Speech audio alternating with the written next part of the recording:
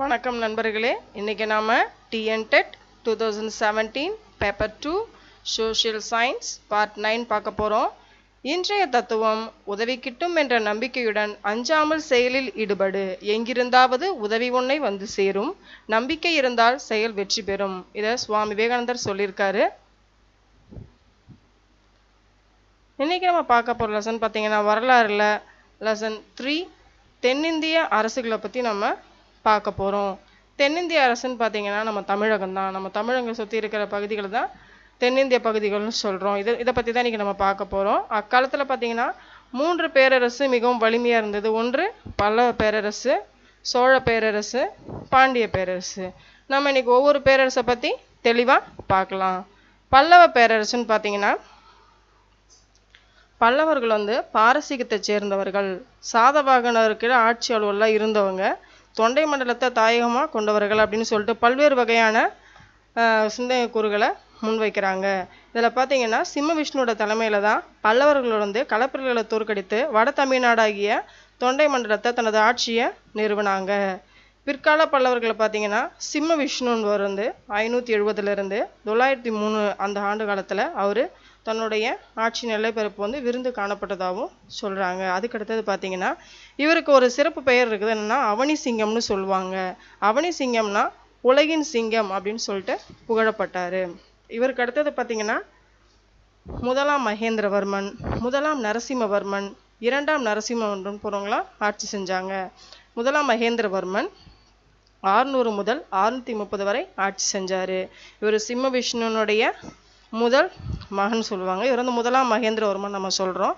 இவருடைய காலத்துல பாத்தீங்கன்னா இரண்டாம் புலிகேசி பல்லவ நாட்டின் மீது போர் தொடுத்தாரு. அப்போ இவர் போர்ல வெற்றி கொண்டாரு. இவருடைய காலத்துல பாத்தீங்கன்னா குடைவரை கோயில்கள், மண்டகப்பட்டு, பல்லாவரம் போன்ற இடங்கள்லாம் பாத்தீங்கன்னா இவருடைய கோயில் சிற்பக்கலையை நம்ம இன்றளவும் பார்க்க முடியும். அது மட்டும் இல்லாம மகேந்திரமங்கலம், மகேந்திரவாடி என்கிற 2 நகரங்களை இவர் நிறுவினாரு. இவருக்கு அடுத்த வழித்தோன்றல் பார்த்தீங்கன்னா முதலாம் நரசிம்மவர்மன் கிபி 630 668 வரையும் அவரும் ஆட்சி செஞ்சாரு. முதலாம் மகேந்திரனுடைய மகன் தான் முதலாம் நரசிம்மவர்மன். இவரை எல்லாரும் மாமல்லன் அப்படின்னு சொல்லிட்டு அழைப்பாங்க. இவர் பார்த்தீங்கன்னா சாளுக்கிய தலைநகரான வாதாபிக்கு போயிட்டு படையெடுத்து என்றதுனால இவரை வாதாபி கொண்டான் அப்படிங்கிற புகழ்வாங்க. அது மட்டும் இல்லாம இவருடைய காலத்துல தான் சீன பயணி யுவாங்ஸ்வாங் தலைநகர் காஞ்சிக்கு வருகை புரிஞ்சாரு. அது மட்டும் இல்லாம மாமல்லபுரத்துல இருக்கிற ஒற்றைக்கல் ரதங்கள் இருக்கு இல்லையா, இவரது கட்டிடக்கலைக்கு சிறந்த ஒரு எடுத்துக்காட்டாகவும் இன்றளவும் திகழ்ந்து கொண்டிருக்கிறது. அதற்கடுத்தது பார்த்தீங்கன்னா இரண்டாம் மகேந்திரவர்மன் கிபி 668 முதல் 670 வரை ஆட்சி புரிந்தாரு. அவரை தொடர்ந்து முதலாம் பரமேஸ்வரவர்மன் 670 691 வரையும் ஆட்சி புரிந்தாரு. அதற்கடுத்தது பார்த்தீங்கன்னா இரண்டாம் நரசிம்மவர்மன் ராஜசிம்மன் சொல்லக்கூடியவர் ஆட்சி செஞ்சாரு. அவருடைய காலம்னு பார்த்தீங்கன்னா 691 முதல் 728 வரையும். இவர் பார்த்தீங்கன்னா முதலாம் பரமேஸ்வரனுடைய மகன் தான் இரண்டாம் நரசிம்மவர்மன். இவர் கைலாசநாதர் கோயில், மாமல்லபுரத்துல இருக்க கடற்கரை கோயில், பனைமலை தாளகீஸ்வரர் கோயில் உட்பட பல ஆலயங்கள் எல்லாம் இவர் கட்டியிருக்கிறாரு. அது மட்டும் இல்லாம தண்டி என்ற வடமொழி அறிஞர்ல ஒருவரானவரும் இவருடைய தண்டி அலங்காரம் என்ற சமஸ்கிருத இலக்கண நூலையும் எழுதியிருக்காரு இவருடைய ஆட்சியில தான். அதற்கடுத்தது பார்த்தீங்கன்னா இரண்டாம் பரமேஸ்வரவர்மன் ஆட்சி செய்தாரு. அவர் பார்த்தீங்கன்னா கிபி 728 முதல் 731 வரை ஆட்சி செஞ்சார். இவர் யாருன்னா இரண்டாம் நரசிம்மவர்மனின் மகன் தான் இரண்டாம் பரமேஸ்வரன் சொல்றாங்க. இவருக்கு அடுத்தது பார்த்தீங்கன்னா இவருடைய ஆட்சி காலத்தை அடுத்து வந்தவங்க இரண்டாம் நந்திவர்மன் பல்லவல்லன். இவர் பார்த்தீங்கன்னா 731 முதல் 796 வரைக்கும் ஆட்சி செய்தாரு. இவர் பார்த்தீங்கன்னா ஒரு சிறந்த விஷ்ணு பக்தரா இருந்ததுனால காஞ்சி கைலாசநாதர் கோயிலை கட்டினாரு. திருமங்கை ஆழ்வாரும் பார்த்தீங்கன்னா இவருடைய சமகாலத்தவர் தான். இவர் பார்த்தீங்கன்னா தெல்லாரி என்னும் இடத்துல நடைபெற்ற பெரும் போரில பாண்டிய மன்னன் ஸ்ரீ வல்லபனை வென்றார். எனவே பார்த்தீங்கன்னா இவரை தெல்லாரி இருந்த நந்திவர்மன் அப்படின்னு சொல்லிட்டு நந்தி கலம்பகத்துல புகழ்கிறாங்க. இதோட பார்த்தீங்கன்னா இவருடைய ஆட்சிக்கு அப்புறம் பல்லவ பேரரசு வீழ்ச்சி அடைஞ்சது. இவர் பாண்டிய மன்னர்களோட போரிட்டது மட்டும் இல்லாம கடைசி பல்லவ அரசன் அபராஜிதனையும் சோழ மன்னன் ஆதித்தன் தோற்கடிச்சாரு. அதோடைய பல்லவர்களுடைய ஆட்சி வீழ்ச்சி அடைய தொடங்கியது. அதற்கு அடுத்தது பார்த்தீங்கன்னா சோழ பேரரசை பத்தி பார்க்கலாம். சோழ பேரரசுன்னு பார்த்தீங்கன்னா மிகவும் பழமையான வரலாறு.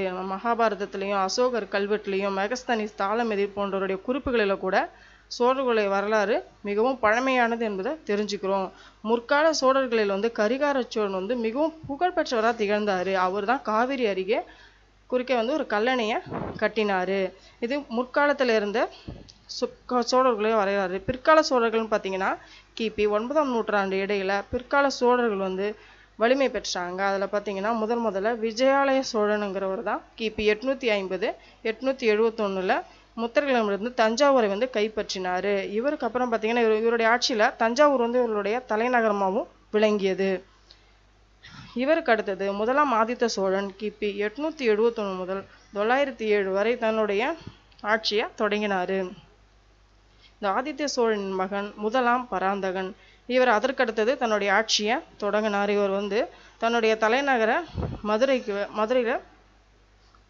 மதுரையில மாற்றி அமைச்சாரு. இவருடைய காலத்துல பார்த்தீங்கன்னா மூன்றாம் கிருஷ்ணதேவன் தோற்று போனார் இவரிடம். இவர் மூன்றாம் கிருஷ்ணதேவன் தோற்று போனதுனால கிபி 955 மரணம் அடைந்தார். அதற்கடுத்தது இவருக்கு அப்புறம் பார்த்தீங்கன்னா கண்டாரதித்தன், அரிஞ்சயன், இரண்டாம் பராந்தகன், ஆதித்தன், உத்தம சோழன் போன்றவர்கள்லாம் தனித்தனியாக ஆட்சி செஞ்சுருக்காங்க. சில அரசர்கள் பார்த்தீங்கன்னா இணைந்து கூட இதில் ஆட்சி புரிஞ்சிருக்காங்க. இதற்கடுத்தது தான் மாபெரும் வலிமை பொருந்திய அரசனான முதலாம் ராஜராஜ சோழன் கிபி 985 முதல் 1014 வரையும் ஆட்சி செஞ்சார். இவருடைய காலம்னு பார்த்தீங்கன்னா சோழர் மரபில் மிகச்சிறந்த ஆட்சி காலம்னு சொல்கிறாங்க. இவருடைய ஆட்சியில் பார்த்தீங்கன்னா இலங்கை மன்னனுடைய 5ஆம் மகிந்தாவை வென்று இலங்கையை தலைநகரையும் அனுராதபுரத்திலிருந்து பலனருவாவுக்கு இவர் மாற்றினார். அது மட்டும் இல்லாமல் இவர் ராஜராஜன் சேர மன்னன் பாஸ்கரவர்மனை காந்தர்லு சாலை என்னும் இடத்துல வென்றாரு. அது மட்டும் இல்லாமல் இவர் பல பகுதிகளை வென்றிருக்காரு. கங்கவாடி, தடிகைப்பாடி, நவம்பாடி போன்ற மைசூர் பகுதிகளை கூட இவர் கைப்பற்றினார். இந்த மாதிரி பல பகுதியில் இவர் கைப்பற்றதுனால மும்முடி சோழன் அப்படின்னு சொல்லிட்டோம். ஜெயங்கொண்டான், சிவபாதசேகரன் போன்ற சிறப்பு பெயர்களால் இவர் அழைக்கப்படுறாரு. இவருடைய காலத்துல தான் பார்த்தீங்கன்னா தேவாரம் துவக்கப்பட்டது. 1010ஆம் ஆண்டு இவருடைய ஆட்சி காலத்தில் தஞ்சாவூரில் பிரகதீஸ்வரர் கோயிலை கட்டினாங்க. இவருக்கு அப்புறம் பார்த்தீங்கன்னா முதலாம் ராஜேந்திரன் 1012 முதல் 1044 வரை. இவர் ராஜராஜ சோழனுடைய மகன். தந்தை எவ்வாறு ஆட்சி செஞ்சாரோ அவ்வழியிலே மகனும் ஆட்சி செய்தார். இவருக்குன்னு சில சிறப்பு பெயர்கள்லாம் கொடுத்துருக்காங்க. சிறப்பு பெயர் பார்த்தீங்கன்னா கங்கை கொண்ட சோழபுரம் இந்த நகரை இவர் நிறுவனால கங்கை கொண்டான் அப்படிங்கிற பெயரும், பண்டித சோழன், கடாரம் கொண்டான் போன்ற சிறப்பு பெயரும் இவருக்கு கொடுத்துருக்காங்க. இவருக்கு அடுத்தது பார்த்தீங்கன்னா இவருடைய வம்சத்தில் சிறந்த விளங்கின அரசர்னா முதலாம் குலோத்துங்க சோழன் சொல்லுவாங்க. இவர் பார்த்தீங்கன்னா சாளுக்கிய மரபும் சோழ மரபும் இணைந்து மரபை சேர்ந்தவர் தான் குலோத்துங்க சோழனுங்கிறவர். இவருடைய வரலாறுன்னு பார்த்தீங்கன்னா சுங்கம் தவிர்த்த சோழன் என்பதே இவருடைய சிறப்புன்னு சொல்லலாம். அது மட்டும் இல்லாமல் ஜெயங்கொண்டார், ஒட்டக்குத்தர், புகழேந்தி, கம்பர் முதலான கவிஞர்களையும் இவர் என்ன பண்ணார், ஆதரிச்சார். இவருக்கு அப்புறம் பார்த்தீங்கன்னா வழித்தோன்றல்கள் அந்த அளவுக்கு திறமை இல்லாதனால இதிலிருந்து சோழ பேரரசு சிதைவுற தொடங்கியது. அதோட இவர்கள் ஆட்சி மங்க தொடங்கியது. இதோட அவங்களுடைய ஆட்சி முடிவுபட்டது. இதுக்கு அடுத்தது நம்ம அடுத்ததாக பார்க்க போகிறது பார்த்தீங்கன்னா பாண்டிய பேரரசு.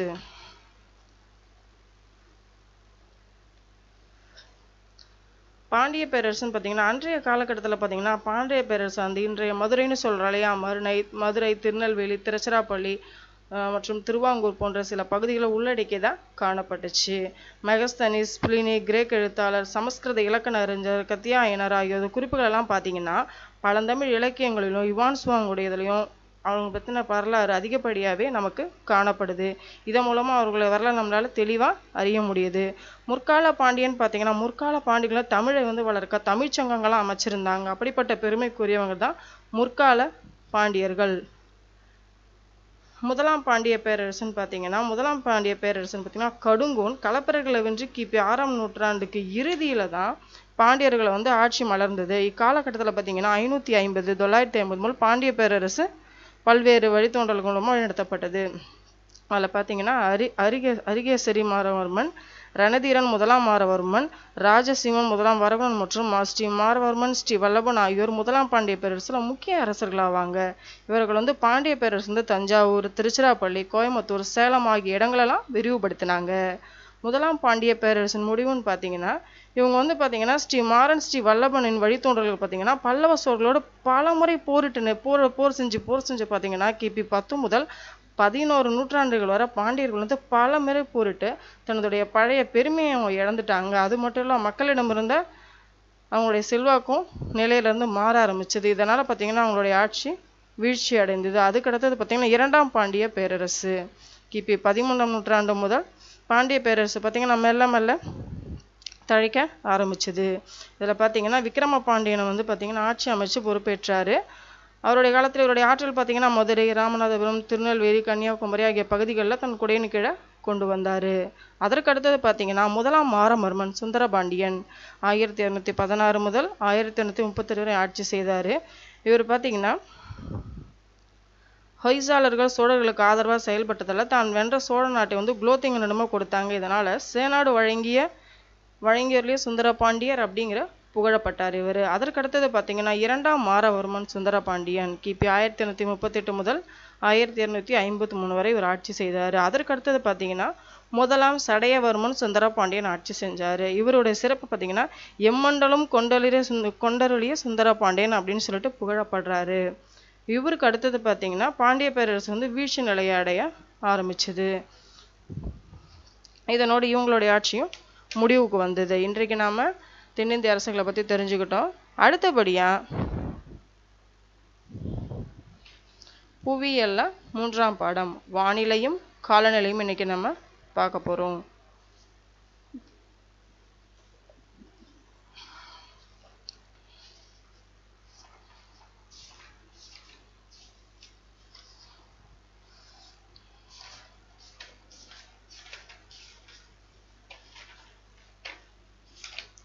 முதல்ல நம்ம வானிலை அப்படின்னா என்னன்னு தெரிஞ்சுக்கணும். வானிலைன்னு பார்த்தீங்கன்னா ஒரு குறிப்பிட்ட இடத்துல 24 மணி நேரத்துக்குள்ள நம்ம வளிமண்டலத்தில் நிலவுற வெப்பம், காற்றழுத்தம், ஈரப்பதம், மழையளவு, மேகமூட்டம், காற்றின் வேகம் மற்றும் அதனுடைய திசை இதையெல்லாம் சேர்ந்து வரையறுக்கலாம். எதுக்கு பேர் தான் வானிலைன்னு நம்ம சொல்கிறோம். அதே போல் காலநிலை அப்படிங்கிறது என்னன்னு தெரிஞ்சுக்கணும் இல்லையா. காலநிலைன்னு பார்த்தோம் பொதுவாக ஒரு நீண்ட காலம்னு சொல்லலாம். மற்றும் ஒரு பெரிய பரப்பளவில் காணப்படுற வானிலை சராசரின்னு பார்த்தீங்கன்னா ஒரு திட்டமான சராசரி காலம் 30 ஆண்டுகள் அப்படின்னு சொல்லிட்டு நம்ம திட்டமிட்டிருக்கோம். காலநிலை என்ற கிளைமா அப்படிங்கிற ஒரு கிரேக்க சொல்லும் உருவாக்கப்பட்டிருக்கு. இதன் மூலம் இதனுடைய அர்த்தம்னு பார்த்தீங்கன்னா ஒழுங்கிலிருந்து விலகுதல் அப்படின்னு சொல்லிட்டு ஒரு அர்த்தம் இருக்கு. அடுத்து நம்ம பார்க்க போகிறது அட்சரேகை. அட்சரேகைன்னு பார்த்தீங்கன்னா நிலநடுக்கோட்டு பகுதியானது சூரிய வந்து வெப்பக்கதிர்கள் நேர்கோடுகளாக வந்து பெறுகிறது. அவை தான் நம்ம ஒரு சிறிய பரப்பில் மட்டுமே விழுது. இதுக்கு மாறாக பார்த்தீங்கன்னா துருவ பகுதியில் சூரியன் வந்து சாய்கதிர்களாக பெறும். பார்த்தீங்கன்னா நம்மளுடைய நிலநடுக்கோட்டு பகுதியில் துருவ பகுதியை காட்டிலும் வெப்பம் வந்து அதிகமாக காணப்படும். இதனால உதாரணமாக சொல்லப்போனால் தமிழ்நாட்டில் பார்த்தீங்கன்னா மதுரை நகர வெப்பமாக இருந்துச்சுன்னா ரஷ்யாவில் உள்ள மாஸ்கோ நகரம் குளிராக இருக்கும். அதனால இந்த அட்சரேகை பற்றி நம்ம தெரிஞ்சுக்கணும்னு நினைக்கிறேன். அந்த மாதிரி நம்ம தமிழ்நாட்டில் ஒரு மாற்றம்னா அப்போது அதை சேர்ந்த பிற நாடுகள்லையும் ஒரே மாதிரி காலநிலை இருக்கிறது இல்லை. அதை இந்த அட்சரேகை மூலமாக நீங்கள் தெளிவாக தெரிஞ்சுக்கலாம். அதுக்கு அடுத்தது பார்த்தீங்கன்னா உயரம்னு பார்த்தீங்கன்னா கடல் பகுதியில் தாழ்வாக இருக்கும். இதே மலைப்பகுதியில்னு பார்த்தீங்கன்னா உயரமான நிலை காணப்படும். அப்போ பார்த்தீங்கன்னா கடல் பகுதிக்கும் அந்த உயரமான நிலத்தோற்றம் இருக்கிற இந்த மலைப்பகுதிகளுக்கும் காற்றினுடைய வேகம் பார்த்தீங்கன்னா சற்று வித்தியாசமாக இருக்கும். அந்த காற்றினுடைய பருவ காலங்களும் பார்த்தீங்கன்னா வித்தியாசமான ஒரு அமைப்பும் காணப்படும். இதான் வந்து உயரம்னு சொல்றது. அடுத்தது பார்த்தீங்கன்னா கடல் நீரோட்டம்.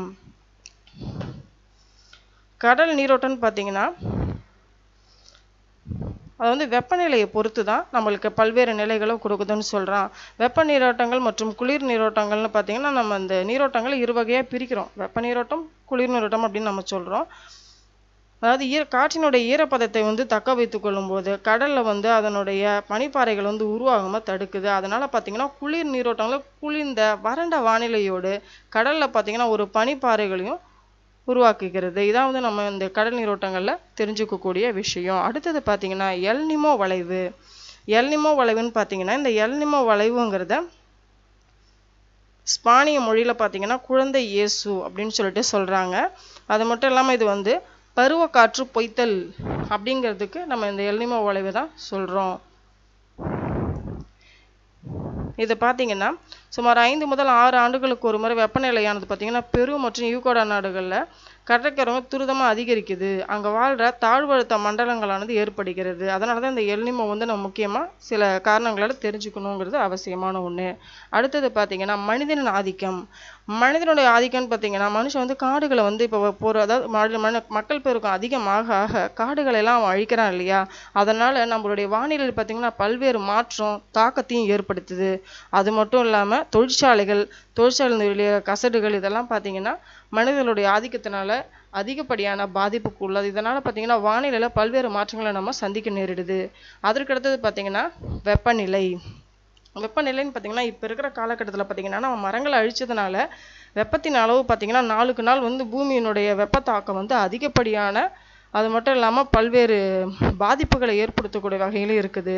அதனால் இந்த வெப்பநிலையானது பார்த்திங்கன்னா எப்படி நம்ம பூமியில் பாதிப்பையும் உண்டாக்குது, எவ்வாறு மாற்றங்களை உண்டாக்குது, அதுவும் இல்லாமல் கதிர்வீச்சுகளால் மனுஷன் படக்கூடிய துன்பங்கள், அந்த கதிர்வீச்சினால் எவ்வளவு நிலையெல்லாம் மாறி இருக்குது, இந்த நிலைகளெல்லாம் நம்ம தெரிஞ்சுக்கிறது தான் வெப்பநிலைங்கிறது.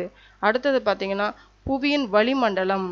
புவியினுடைய வளிமண்டலம்னு பார்த்திங்கன்னா நம்ம ஒரு 4 அடுக்குகளாக பிரிச்சிருக்கோம். அந்த அடுக்குன்னு பார்த்திங்கன்னா படையடுக்கு, அயனி அடுக்கு, வெளியடுக்கு அப்படின்னு சொல்லிட்டு நம்ம ஒரு 4 அடியடுக்குன்னு சொல்லிட்டு ஒரு 4 அடுக்குகளாக பிரிச்சிருக்கோம். இந்த அடியடுக்குன்னு பார்த்திங்கன்னா அடியடுக்கில் நம்ம தரைப்பகுதி, மலைப்பகுதி போன்றவைகள்லாம் அதில் காணப்படும். அடுத்தது பார்த்திங்கன்னா படையடுக்கில் பார்த்திங்கன்னா நம்மளுடைய விமானங்கள், பலூன் போன்றவை பறக்கிற இந்த மாதிரி காற்று அமைப்புகள் இருக்கிறது தான் வந்து படையடுக்குன்னு சொல்கிறோம். அதுக்கு அடுத்தது பார்த்திங்கன்னா அயனி அடுக்குன்னு பார்த்திங்கன்னா இதில் புற ஊதா கதிர்கள் எல்லாம் வந்து ரிஃப்ளெக்ஷன் ஆகிறது எல்லாமே பார்த்திங்கன்னா இந்த அயனி அடுக்கு தான். அதுக்கு அடுத்தது பார்த்திங்கன்னா வெளியடுக்குன்னு பார்த்திங்கன்னா பூமிக்கு வெளியில் சுழலக்கூடிய நம்ம செயற்கைக்கோள்கள்லாம் பார்த்திங்கன்னா அந்த அடுக்குகளை தான் காணப்படுது. அடுத்தபடியாக பார்த்திங்கன்னா வெப்பமண்டலம்னு பார்த்திங்கன்னா அடிப்படையில் புவி பார்த்திங்கன்னா வெப்பமண்டலம், மித வெப்பமண்டலம், குளிர் மண்டலம்னு சொல்லிட்டு 2 வகையாக இருக்குது. மித வெப்பமண்டலம் பார்த்திங்கன்னா சாதாரணமான ஒரு சூழ்நிலையில் இருக்கும். பார்த்தா அதிகப்படியான குளிர் இல்லாமல் வெயில் இல்லாமல் மிதமான நிலை காணப்படுறது. அதே பார்த்திங்கன்னா குளிர் மண்டலம்னு சொன்னால் பனி உரையை வந்து காணப்படுறது குளிர் மண்டலம் நம்ம சொல்கிறோம். அதுக்கு அடுத்தபடியாக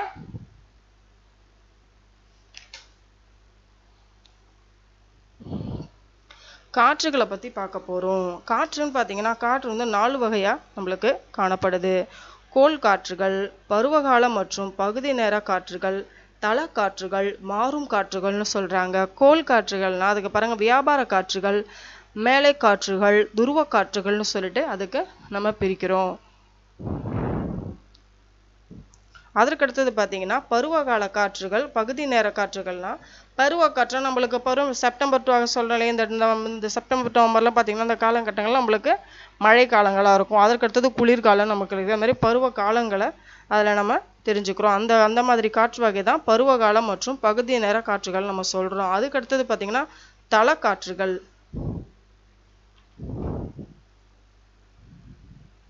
நிலக்காற்றுகள்னா நம்மளுடைய நில அடிப்பகுதியில், அதாவது கடைப்பகுதியில் வந்து நம்மளுக்கு அலை எழும்புது இல்லையா, அந்த அலையானது அதனுடைய தாக்கத்தை வந்து மேல் நோக்கி சுருங்கி தள்ளப்படுதல்னு சொல்லுவாங்க. அதுக்கு பேர் தான் நிலக்காற்றுகள். அடுத்தது கடல் காற்றுகள்னு சொல்லும்போது கடல் மேல் பகுதியில் சுழல் போன்ற அமைப்பு ஏற்படுவது இல்லையா, அதற்கு பேர் தான் வந்து கடல் காற்றுகள்னு சொல்கிறோம். அதற்கு அடுத்தது பார்த்திங்கன்னா தளக்காற்றுகள். இது வெவ்வேறு இடங்களில் வெவ்வேறு பேர்களில் அழைக்கப்படுது இந்த தளக்காற்றுகள்னு சொல்கிறது. அடுத்தபடியாக பார்த்திங்கன்னா மாறும் காற்றுகள்னு சொல்லியிருக்காங்களே, பார்த்திங்கன்னா சூறாவளின்னு சொல்கிறோம்.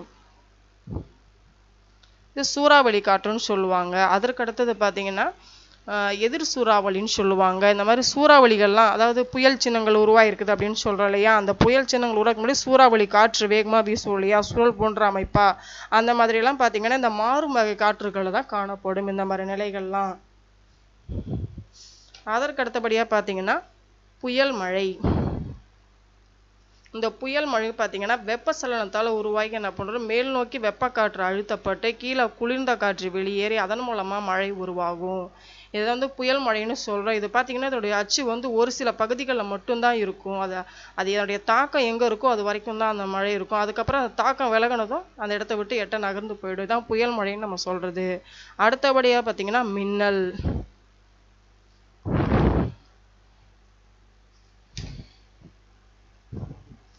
மின்னல் என்பது பார்த்திங்கன்னா வளிமண்டலத்தில் வெளிப்படும் மின்சக்தின்னு சொல்கிறோம். இது பார்த்திங்கன்னா ஒரு நொடிக்கு 96,560 மைல்கள் வேகத்தில் இது பயணிக்குதுன்னு சொல்கிறாங்க. அதற்கு அடுத்தது பார்த்தீங்கன்னா இடியுடன் கூடிய புயல். இதில் பார்த்தீங்கன்னா இடியுடன் கூடிய புயல் பார்த்தீங்கன்னா கார்திரள் மேகங்களால் உருவாக்கப்பட்டிருக்கும். இந்த கார்திரள் மேகங்களை கொண்டு தான் இது படிப்படியான ஒரு அமைப்பாக மாற்றப்பட்டு இறுதியாக என்ன ஆகுது, இடியுடன் கூடிய மழையாக நமக்கு வெளிப்படுது. இன்றைக்கி நம்ம புவியியல் அமைப்பை பற்றி தெரிஞ்சுக்கிட்டோம் இல்லையா? அது மட்டும் இல்லாமல் சில மேக வகைகளையும் நம்ம தெரிஞ்சுக்கணும் இல்லையா? கீற்று வகை மேகங்கள், படை மேகங்கள், திரள் மேகங்கள், கார்படை மேகங்கள், சில வகை மேகங்களை நம்ம பொதுவாக தெரிஞ்சுக்கிறதும் நல்லது. அது மட்டும் இல்லாமல் இந்த மேகங்கள் பார்த்திங்கன்னா எவ்வாறு மேல் எழும்புது, அதாவது சூரிய கதிர்கள் படும்பொழுது கடல் மேலிருந்து அது எவ்வாறு மேல் எழும்பி உறிஞ்சப்படுதுங்கிற நிலையும் நம்ம இன்றைக்கு நல்லா தெளிவாக தெரிஞ்சுக்கிட்டோம் இல்லையா? அடுத்தபடியாக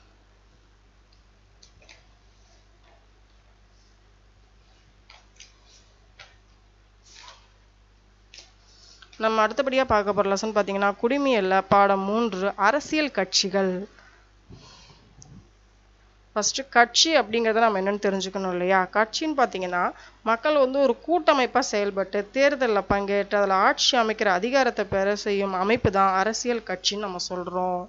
இந்த அரசியல் கட்சிகளுடைய பண்புக்கூறுகள்னு பார்த்தீங்கன்னா முக்கிய பொறுப்புகளை அரசியல் கட்சியை அடையாளம் காணும். முக்கிய கொள்கை என்ன, அவங்களுடைய கருத்து என்னன்றதை நமக்கு அடையாளம் காட்டுது. அடுத்தது பார்த்தீங்கன்னா ஆட்சி அதிகாரங்களில் பங்கு பெறுவதை தாங்கள் நோக்கமாக எடுத்துக்கிறாங்க. அடுத்தது பார்த்தீங்கன்னா இந்திய அரசியலமைப்பு சட்டத்தில் அடிப்படையில் தங்கள் திட்டங்களையும் கொள்கைகளையும் நடைமுறைப்படுத்துவாங்க. அரசியல் கட்சிகளை ஒரு நிலைத்துக்கிற தன்மை உடையதாகவும் விளங்குறது அவங்களுடைய கடமை. அது மட்டும் இல்லாமல் தனக்கென்று தெளிவான நோக்கங்களையும் செயல் திட்டங்களையும் கொண்டு இருப்பாங்க. இதான் அவங்களுடைய பண்புக்கூறு.